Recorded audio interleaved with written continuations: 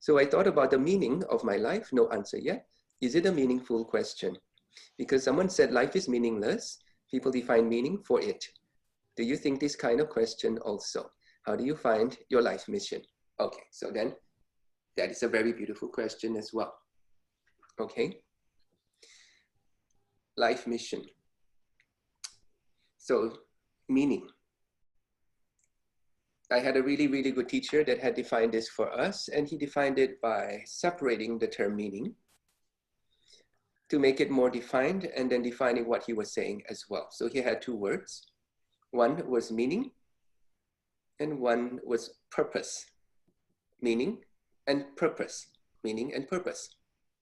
What is purpose other than like something that is very, very conscious, like my purpose is to solve all the mathematical equations in this world, right? So then your life purpose, you want to dedicate your life to solving all the mathematical equations in this world. But then what is meaning? Meaning is a lot different from that. Meaning is something that had already existed even before you were born, right? So what is life? Has it got meaning or has it got purpose? Life has meaning. Life hasn't got purpose.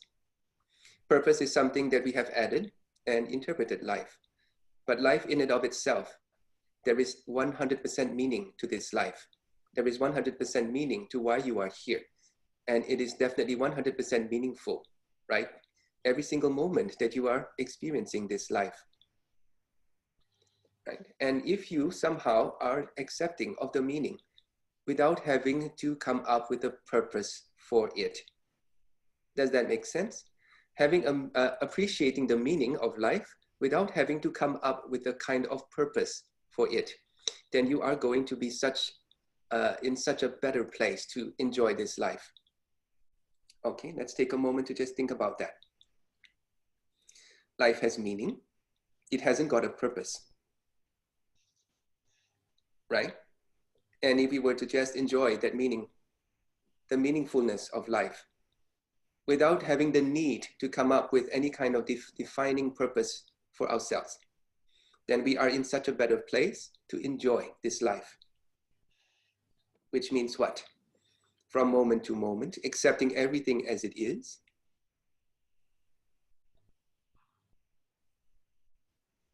And even if you end up not really achieving something that you really want to achieve, having that sense of openness to accept it anyway.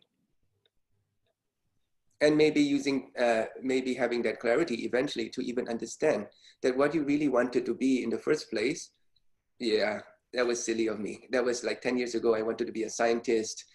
I'm very happy I'm not thinking of that anymore, right? And all that. Letting things go that way. And I know a lot of you have really, really tried to search, and this is actually a very natural human thing, right? You are born in this world and you are surrounded by a lot of distractions in this world.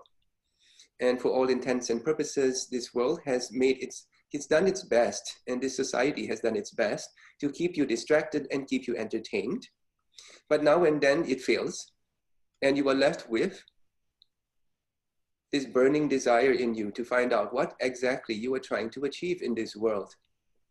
And perhaps it lasts for about 1 or 2 seconds, and then new season of Netflix comes, and then we forget again, and we get entertained.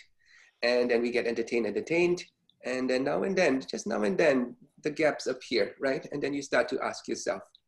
Some of us are lucky enough then for this gap to happen for a really long period of time, right? It's enough to really bring someone down to a very deep state of depression even. The feeling that my life is meaningless, that I really don't know what I'm doing in life, that I have no direction. I can share that essentially that was the kind of depression I was in 2008. And without experiencing that sense of meaninglessness within me, I would have never questioned my life, right? I would still be that same person I was in 2005, right, till now, and then just going through the life. I can't really tell you what kind of life I would have led. But then having gone through a sudden period whereby I had no choice but to look at the meaninglessness of it all, the meaninglessness of the way I was living my life.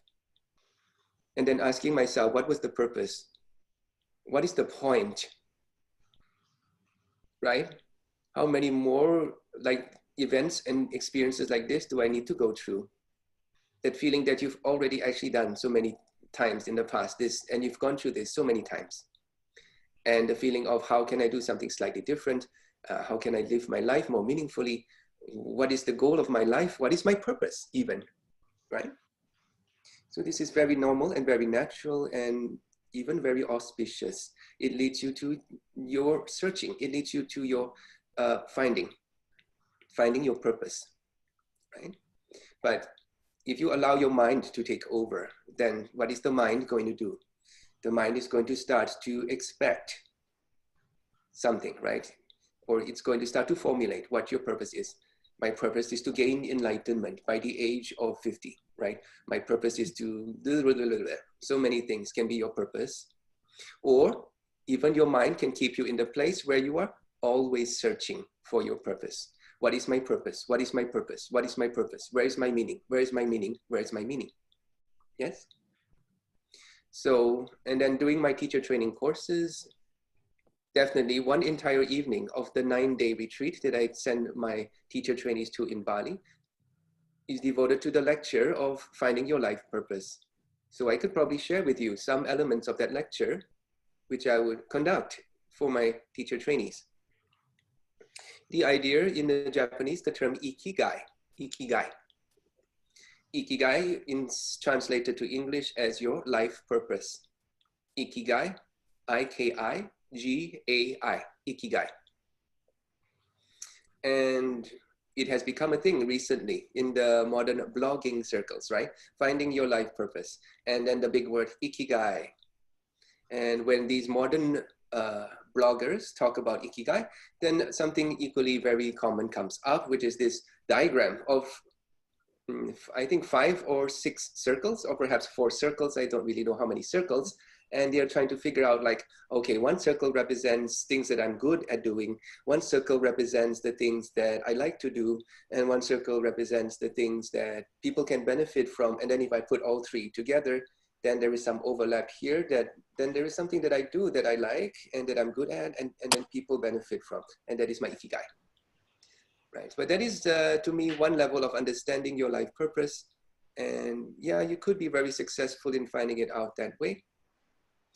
But something very interesting though, during the first batch of my teacher training, when I presented that, I had the fortune or the misfortune to have an actual Japanese person as a teacher trainee, right? So you know Yuko Nakamura, right? So she was in my first course and she was very quick to tell me that ikigai actually doesn't mean that at all. Okay, doesn't mean. It means, yes, it means your purpose or your enjoyment of living your meaning, basically, yes?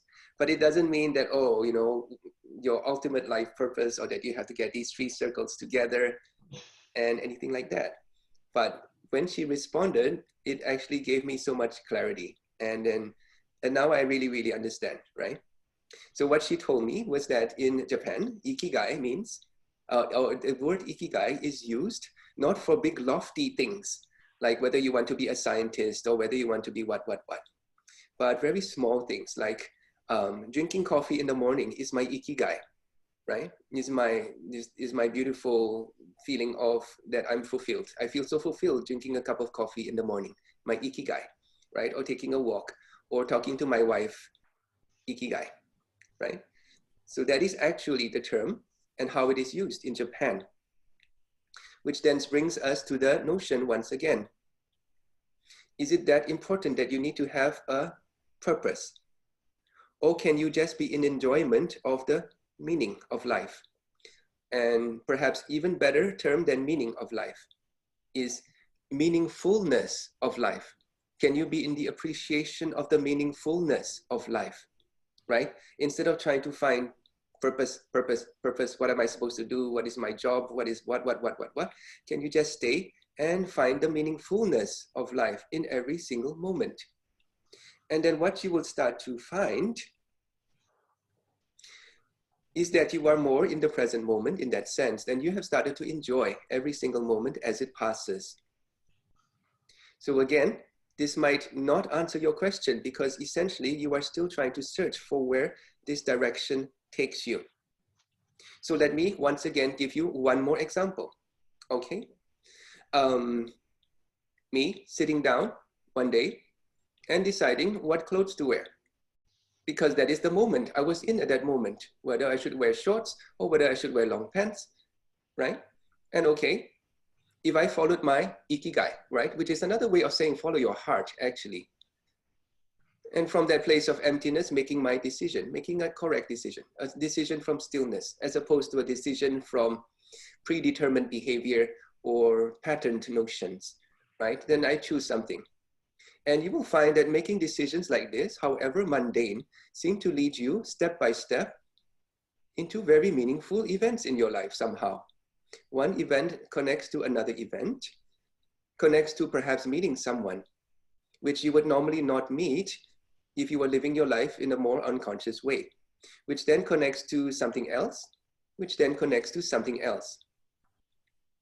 So I did tell you the other day that in 2008, I had this vision that I was going to start a school, but essentially I really didn't do anything about that vision, right? Because I was in the middle of a meditation retreat. I had so many things to write down. I didn't write it down. I just totally forgot about it, really. And I put it aside. And it never really occurred to me, anything at all, whether anything was more than just an imagination. So what happened instead was that I didn't really manifest this school, right? I didn't have any kind of purpose in life whereby I would say, my purpose is to start the school of yoga in Singapore. It never happened to me that way, okay? It never happened to me that it would say, I want to be a yoga teacher, right? It didn't happen to me that way. And what happened instead was just one step at a time, one foot forward at a time, staying in the present moment and just connecting the dots, right? One good decision after the other. One conscious decision after the other. So before you know it, a few years later, taking a yoga teacher training. And after that, finding my way back to Singapore and then starting these very small classes in the park and finding these small classes here and there. And then before I know it, finding a job in the yoga studio itself, very, very big step forward for me, past my comfort zone. And then 1-2 months later, yoga studio closes down, right? And the owner runs away, leaves the country. And then all of us are like, huh, where's the money?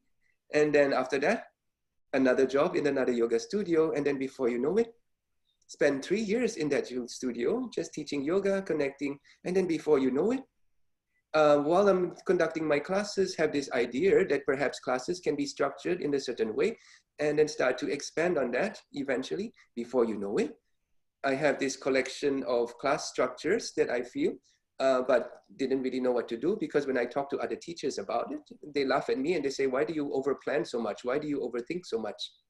But then before you know it, taking a course from a guy from America, his name was Jason Crandall, and then having him explain the fact that he conducts his courses that way too. He calls it a curriculum.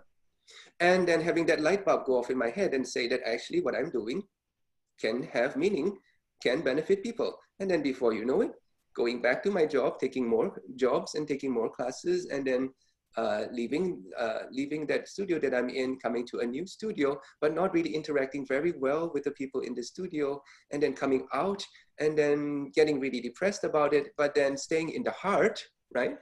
And then realizing that it was actually an opportunity. It wasn't a negative incident, right? Instead, it was a good incident. It gave me an opportunity to once again take one step past my comfort zone. And then before you know it, I'm staring at an empty shop house unit, right? And making that decision to move forward. But then very silly, what happened was I forgot to check that downstairs was a karaoke studio, which was really loud. So what we did was we ended up doing a lot of sound insulation, and things were still good, right? And then so on and so forth, right? All these things happening, and none of that times I ever had any kind of purpose. And I think it is a very rare person that actually from the time of his birth, or perhaps at some point of time, has somehow developed very clear objectives for himself or a clear purpose, and then moving his life forward that way. But somehow we expect this to happen to us. Somehow we expect, right, that the life purpose should be like this giant Bible that falls on our lap. And now we know, oh, now my life is complete. I just need to follow this Bible. But life doesn't present itself that way. And perhaps it should not need to present itself that way. Life presents itself not in these three giant circles where you think about all the structure and all the planning, but it presents itself in the coffee that you take in the morning, right? In the decision whether you want to wear long pants or short pants, in the people that you choose to meet and choose to talk to. And if that sounds very mundane to you, it is mundane, but it can be transformed. It can be transformed if you stay in the heart of your experiencing and go to your life constantly in the heart of your experiencing and make decisions from the heart and interact from the heart.